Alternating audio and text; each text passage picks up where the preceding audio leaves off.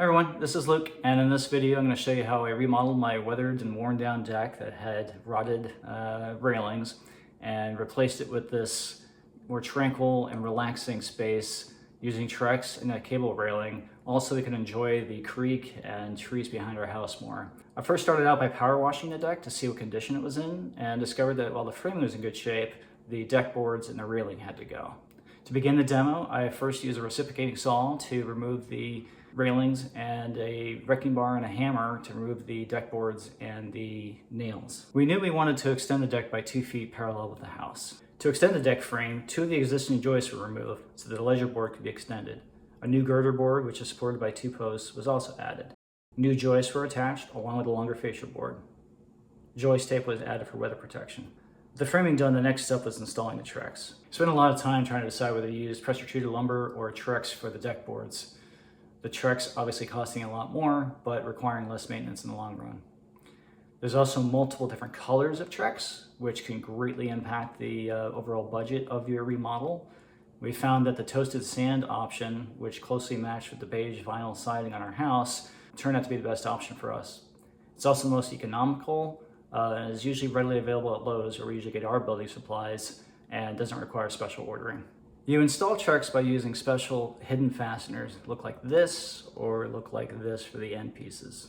As I learned the hard way, you need to use a measuring tape when installing Trex. Otherwise, you could be off by an inch or more when you get to your final board. There's also 2 different types of Trex, grooved and square. And if you neglect to start out with a square border, you end up with a hideous looking frame like this. I had to remove all the Trex and start all over. To install the square Trex, you need to build additional framing at each end of your deck with added support underneath. Next step was installing the railing posts and staining them. You can use either wood posts or pre-drilled metal posts, with the metal post costing you more. Then came installing the cable railing. I have a separate video dedicated to the installation process if you're interested in pursuing this option. Just when I thought I was done with the deck, 2 things happened. 1, a huge tree branch came crashing into the corner of the deck, damaging the railing.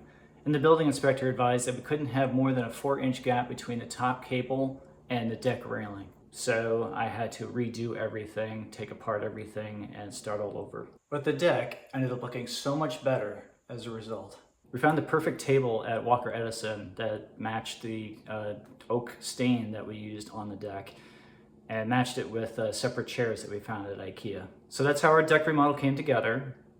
We still plan to add lattice framing to the bottom of the deck, but we're so happy with how the deck turned out, and we can enjoy nature and the creek and the trees behind our house that much more. You can find out more information about the deck remodel, including the breakdown of materials and costs, by visiting our website, eyecatcherliving.com.